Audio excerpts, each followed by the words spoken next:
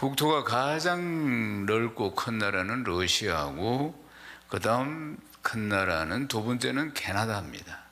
근데 러시아가 얼마나 큰 나라인지 캐나다의 2배나 된다는 거예요. 그러니까 러시아는 땅덩어리가 정말 크고, 그 다음 캐나다고, 그 다음 세 번째는 미국이고, 그 다음 중국, 이렇게 이제 됩니다. 그럼 우리나라는 국토 면적이 전 세계 227개 나라 중에 우리는 107위 정도가 됩니다. 그럼 인구는 어떨까? 인구는 보면은 인구가 제일 많은 나라는 중국, 그 다음은 인도, 그 다음 미국, 그 다음 인도네시아, 이런 순위가 되는 것입니다. 그러면은 우리나라는 인구가 세계 28위입니다. 28위. 5,182만 1,669명입니다. 땅 크기는 몇 등이라고 했죠? 107위. 그러면 인구는요? 28위. 그러니까 우리는 땅이 좋고 사람이 많이 산다, 이렇게 볼 수가 있겠습니다. 그러니까 땅은 좋고 사람은 많이 살고 하니까 주거용 주택을 지을 때 단독주택보다는 아파트, 그것도 요즘은 고층 아파트 얼마나 많이 짓습니까? 제가 건축을 전공했는데 한 30여 년 전에 저는 건축 일을 했습니다. 근데 그때만 해도 고층은 엄두도 내지 못했어요. 전부 그냥 3층 아니면 5층 그런 정도로 지어도 충분했는데, 갈수록 인구는 많아지고 그리고 땅은 적고 하니까 위로 계속 올라가기 시작했어요. 전체 국민의 70% 이상이 공동주택 아파트에 살고 있습니다. 그리고 아파트의 평수가 좀 넓은 데 살면은 굉장히 좀 자랑스럽게 생각하기도 하고 그런 겁니다. 그런데 이런 공동주택을 우리 국민들이 대다수가 그렇게 많이 사용하면서 일어나는 사회적인 문제가 뭐냐면은 층간소음의 문제입니다. 층간소음의 문제인데 이게 심각하죠. 서로 부딪히고 그냥 법적으로 비하되기도 하고 폭력으로 가기도 하고, 그래서 층간소음 때문에 못 살겠다고 그냥 이사 가는 사람들도 있고, 이 고질적인 문제, 층간소음의 문제, 아마 우리가 공동주택 아파트에 사는 한에는 평생에 이 문제가 따라올 것입니다. 아무리 건축 기술이 발달한다 할지라도 이 문제 해결할 수 없을 것입니다. 그런데도 수많은 돈을 들이거나 여러 가지 방법으로 이것을 사용해서 해결해 보려고 하지만 해결이 되지 않는데, 해결할 수 있는, 돈도 한 푼도 들이지 않고 쉽게 해결할 수 있는 방법이 하나 있습니다. 그건 뭐냐면은 내 이웃을 배려하는 것입니다. 사랑하는 여러분, 내 이웃을 배려하기만 하면 이 모든 문제는 해결됩니다. 우리는 혼자 살지 않습니다. 우리는 그냥 혼자서 살아갈 수 없는 존재예요. 우리는 다 더불어서 함께 공동체로 살아가는 것입니다. 사랑하는 여러분, 우리는 크든 작든 공동체를 이루면서 살아가는 데 있어서 서로에 대한 배려와 사랑은 절대적이라고 볼 수가 있습니다. 누군가가 함께 더불어서 살아가는데 자기의 이익만 추구한다면은, 그렇다면 공동체를 무시하게 된다면은 그것은 결국은 자기 자신에게도 유익함이 없을 것이기 때문입니다. 당장 자신의 유익을 위해서 그걸 쫓아가면서 공동체는 생각하지 않는다면은 참으로 그 시야는, 세상을 보는 시야는 참으로 좁은 시야라고 볼 수 있습니다. 옛말에 통관규천이라고 있습니다. 통관규천이 무슨 뜻입니까? 붓대롱으로 하늘을 보는 것과 같다, 이런 뜻입니다. 우리가 함께 더불어서 살아가면서 서로가 서로를 이해해주고 서로를 배려해준다면 층간소음 이런 문제가 사회 문제가 되지 않을 것입니다.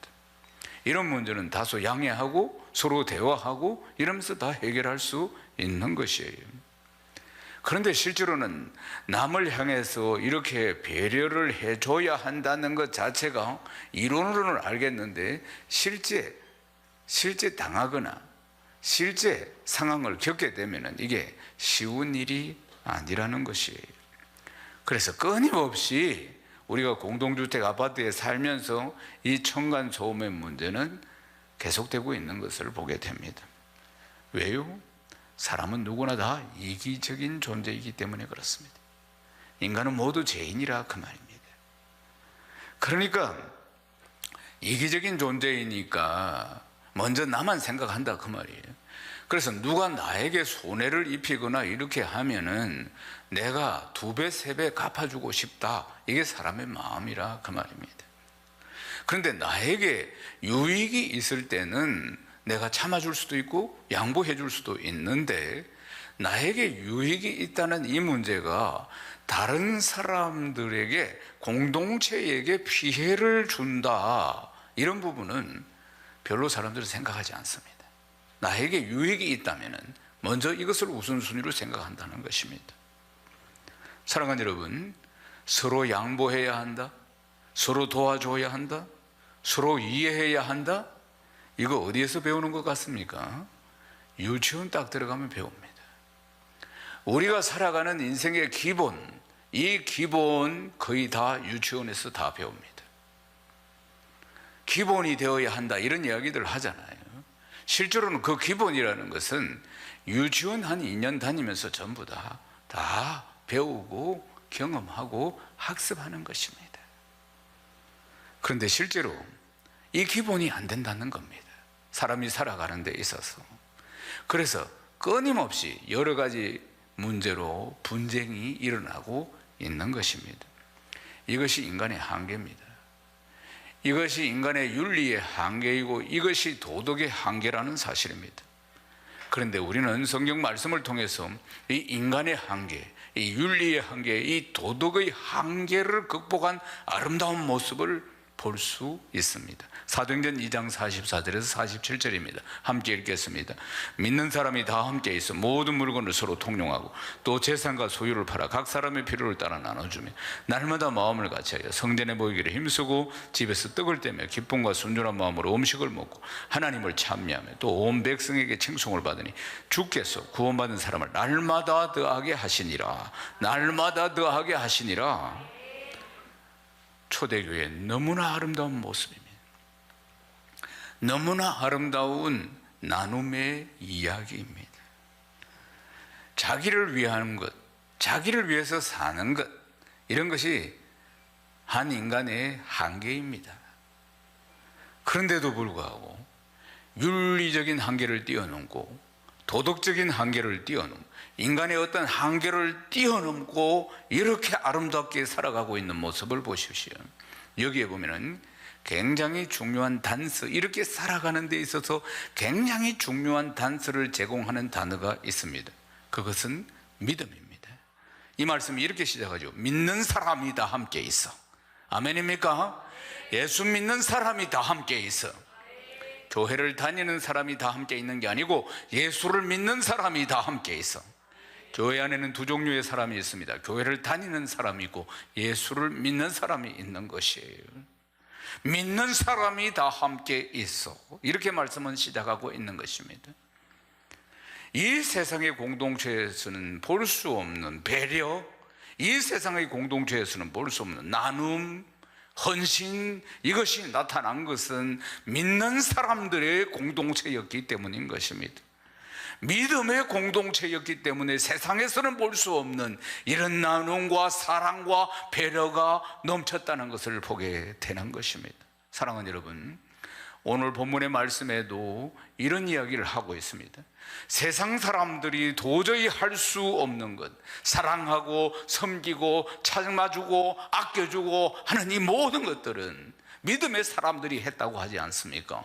그러므로 오늘을 살아가고 있는 믿음의 사람인 우리도 이런 일들을 해내야 하는 줄로 믿습니다.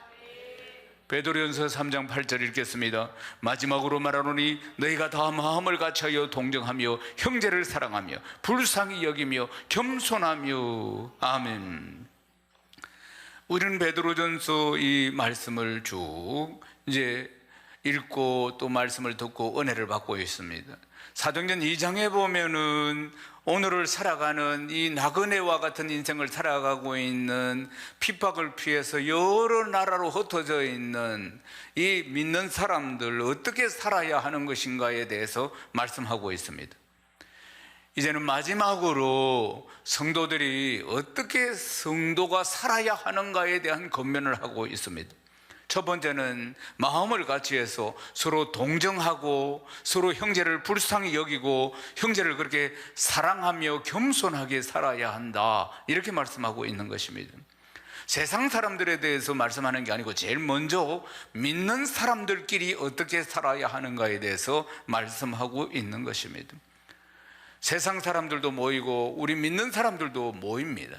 그러나 성격이 전혀 다르다는 걸 기억해야 합니다. 세상 사람들은 자기의 유익을 위해서 모이고, 그래서 모이기 싫으면은 그냥 안 갈 수도 있고 해체할 수도 있고 그렇습니다. 그러나 우리 믿는 사람들의 모임은 우리를 위해서, 내 자신을 위해서 모이는 것이 아니고 중심 되시는 그리스도, 우리는 주님을 위해서 모이는 것입니다. 목적이 완전히 다르다는 걸 기억해야 합니다. 수레바퀴의 삶에 뭡니까? 중심 되신 그리스도, 우리는 그리스도를 위해서 사는 것이며 그리스도를 위해서 모이는 것입니다. 우리는 주님을 위한 모임이기 때문에 세상 사람들과의 성격이 완전히 다르다는 거예요. 그래서 주님과 같은 말, 같은 마음, 같은 뜻을 우리가 품게 되는 것입니다. 베드로전서 3장 9절 읽겠습니다. 악을 악으로 욕을 욕으로 갚지 말고 도리어 복을 빌라. 이를 위하여 너희가 부르심을 받았으니 이는 복을 이어받게 하려 하심이라. 아멘. 우리가 세상 사람들을 향해서 살아갈 때 어떻게 살아야 하느냐면, 악을 악으로 욕을 욕으로 갚지 마라, 이렇게 말씀하는데, 세상 사람들은 악을 악으로 갚고 욕을 욕으로 갚습니다. 나에게 막 욕하는 사람을 그냥 두는 사람이 누가 있습니까? 나에게 악한 짓을 계속 하는 사람을 그냥 두는 사람이 어디 있습니까? 나에게 악한 짓을 하는데도 내가 점잖게 대해 주는 것만 해도 그건 대단한 일이겠지. 나에게 막 욕을 하는 사람에게 내가 대꾸하지 않고 그냥 점잖게 대해 주는 것만 해도 대단한 일이겠지. 그런데 오늘의 말씀은 우리가 저 세상 사람들을 향해서 그 선에서 머물면 안 된다는 거예요. 도리어 그 선을 뛰어넘어서 복을 빌어주라고 말씀하고 있는 것입니다. 그런데 사실은 나에게 악을 행하는 사람, 나를 향해서 욕을 하고 있는 사람에게 내가 복을 빌어준다는 것 자체가 쉽지 않은 일입니다. 박해받는 초대교회 성도들에게 쓴 편지 아니겠습니까? 그들이 얼마나 억울한 일이 많았겠습니까? 소외되고 무시당하고 때로는 누명을 쓰고 핍박을 받고 고향 산천 떠나서 이렇게 와서 살아가니까 텃세가 또 얼마나 세겠어요. 그때는 또 기독교에 대한 핍박이 얼마나 거셌습니까? 그런 사람들을 향해서 나를 죽이려고 하는 저 사람들을 향해서 복을 빌 수 있을까요? 사랑하는 여러분, 사람들의 심리는 선을 행하는 사람은 복을 받고 악을 행하는 사람은 벌을 받아야지 시원함을 느낍니다. 그런데 성경은 악을 행하는 자에게 도리어 복을 빌라, 이렇게 말씀하고 있는 것입니다. 그런데 우리 믿는 사람이 저 세상 사람들을 향해서 복을 빌어야 하는 이유가 뭐냐? 복을 우리가 이어받게 하기 위함이라고 해요. 복을 우리가 유업으로 받게 하기 위함이라는 것입니다. 사랑하는 여러분, 나에게 악을 행하는 자들에게 복을 비는 것은 결국 나에게 복된 일임을 기억해야 하는 것입니다. 아멘이십니까? 내가 바로 축복의 통로로 쓰임받는 것이라는 뜻입니다. 결국 그들은 이러한 사랑과 은혜를 통해서 구원받게 될 것이고, 그렇지 않으면 멸망에 이르게 될 것입니다. 다만 우리가 해야 할 일은 복의 통로로서의 역할, 복을 빌어주는 일을 우리는 또한 잘 감당해야 하는 줄로 믿습니다. 요셉을 보십시오. 야곱의 아들 요셉, 많은 형제들이 있었지만, 많은 아들이 있었지만 야곱은 요셉을 특별히 좋아했습니다. 채색 옷을 입히고 특별히 대우했는데 배다른 형들이 시기 질투해서 결국은 노예로 팔아버렸습니다. 뼈대 있는 가문, 아브라함의 하나님, 이삭의 하나님, 야곱의 하나님 아닙니까? 그 아들이라 이 말이에요. 대우받고 굉장히 아주 족보 있는 집안의 아들이 졸지의 노예로 애굽으로 팔려갔습니다. 얼마나 많은 어려움을 겪습니까? 감옥도 들락날락합니다. 그러면서 결국은 총리가 됩니다. 발레가서 모진 고통 뼈대 있는 가문 집안에 사랑받는 아들이 노예로 저 이집트로 발려가서 얼마나 한이 맺혔겠어요. 일반 사람 같으면은 완전히 정말 꼭 반드시 복수하리라고 생각했겠죠. 반드시 복수하리라. 수백 번, 수천 번도 다 마음의 다짐을 했을 거라 그 말이에요. 일반 사람 같으면은. 그런데 기근을 맞이해가지고 형들이 애굽에 식량 구하러 왔을 때 요셉이 뭐라고 합니까? 잘 만났다, 이제 복수 혈전이다, 끝장이다 너희들. 내가 이 날을 얼마나 그렇게 이야기했습니까? 아닙니다. 하나님께서 이 날을 대비해서 나를 먼저 애굽으로 보내셨다. 형들이요, 얼마나 사랑과 애정으로 베풀어 주는지 모릅니다. 사랑하는 여러분, 하나님께서 믿는 우리에게 말씀하신 것은 복수나 보복이 아닙니다. 그것은 하나님이 하시는 것입니다. 우리가 하나님의 영역으로 뛰어들면 안 됩니다. 그건 하나님이 하시는 거예요. 심판날에 하나님이 공의와 사랑의 하나님이시므로 하나님이 다 하시는 것입니다. 우리가 해야 할 일은 뭡니까? 말씀을 따라서 사랑을 감당해내는 것입니다. 복을 비는 것입니다. 사랑하는 여러분, 베드로 사도는 오늘 말씀을, 우리가 읽은 말씀을 전할 때 보면은 구약성경 시편에 있는 말씀을 인용하는 것을 볼 수 있습니다. 오늘 우리가 읽은 베드로전서 3장 10절에서 12절 말씀은 시편의 말씀을 인용한 것입니다. 시편 34편 12절에서 16절 말씀입니다. 이 말씀에도 이렇게 기록이 되어 있다는 것이에요. 성도가 사랑으로 서로 대해야 하고 이웃에게 악을 악으로 갚지 말아야 하고 도리어 복을 빌어야 한다. 지금 베드로 사도가 강조하고 있는 이 말씀은 구약 성경에 이미 나와 있는 말씀임을 전하고 있는 것입니다. 베드로전서 3장 10절 말씀입니다. 그러므로 생명을 사랑하고 좋은 날 보기를 원하는 자는 혀를 금하여 악한 말을 거치며 그 입술로 거짓을 말하지 말고. 아멘.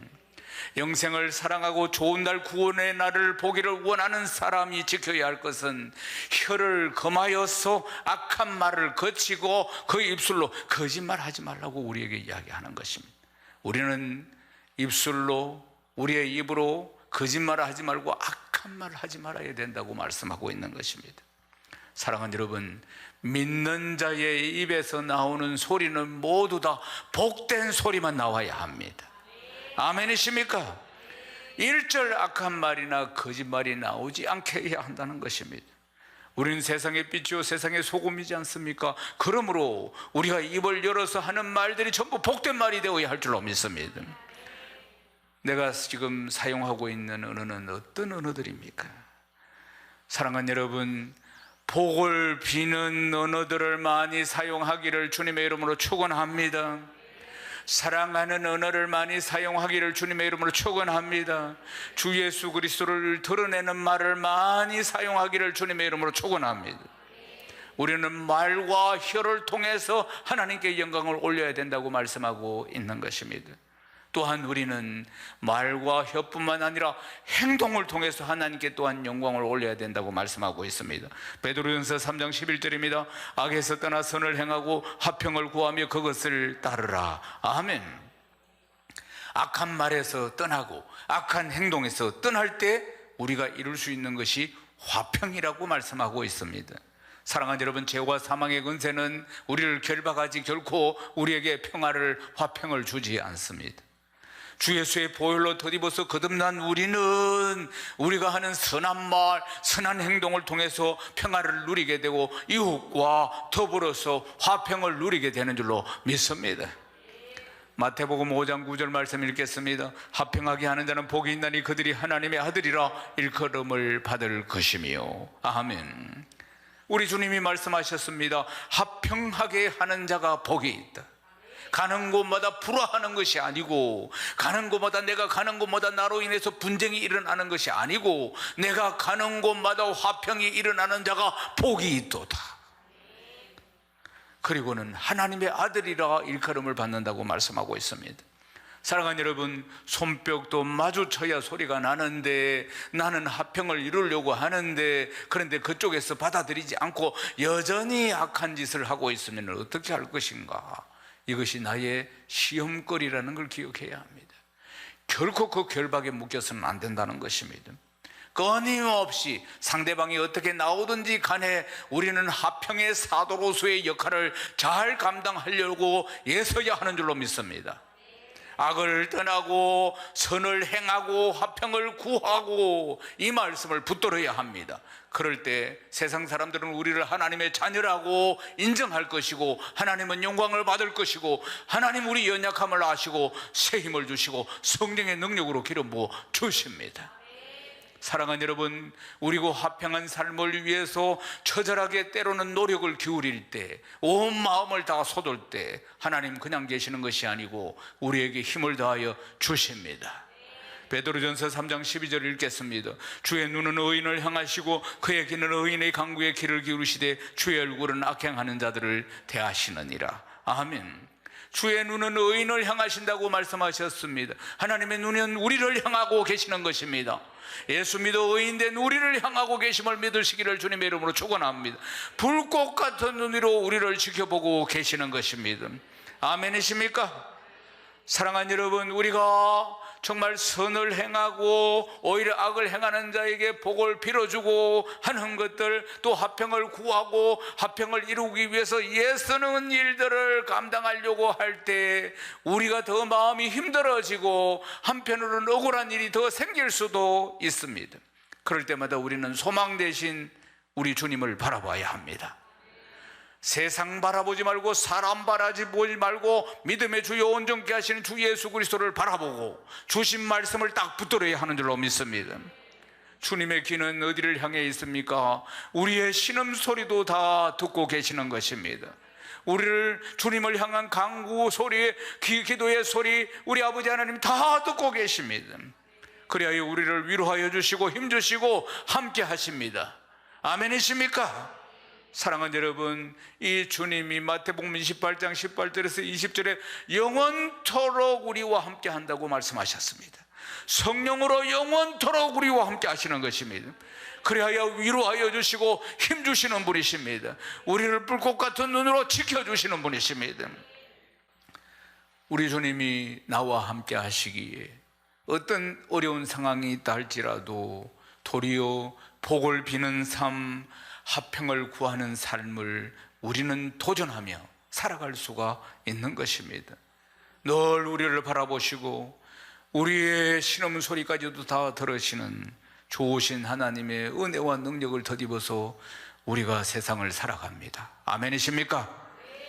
반대로 주님의 얼굴은 악행하는 자들을 대하신다고 말씀하고 있습니다. 곧 그들은 심판의 날에 심판을 받을 것입니다.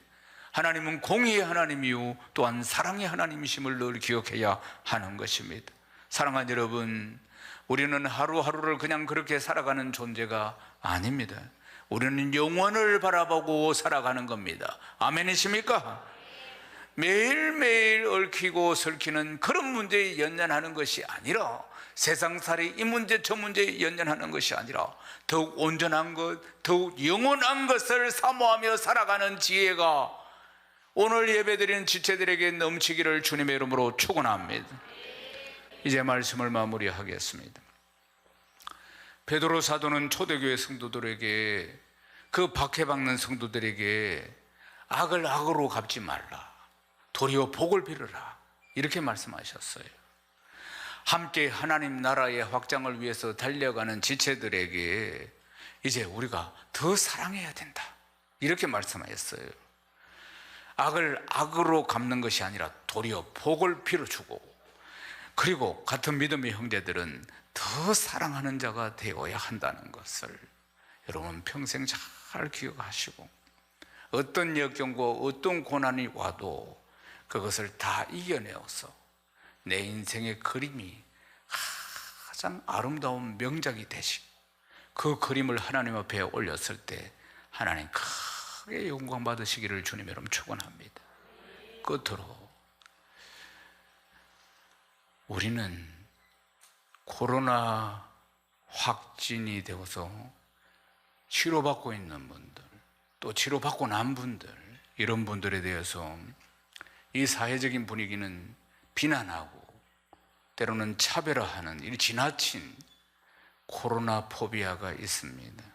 우리는 여기에 동조하지 말고 우리는 믿는 사람으로서 함께 감사하고, 그리고 속히 공동체인 일상 안에 다 복귀할 수 있도록 격려해주고 도와주고, 이러한 사랑을 실천하는 믿는 사람, 복된 성도 되시기를 주님의 이름으로 축원합니다.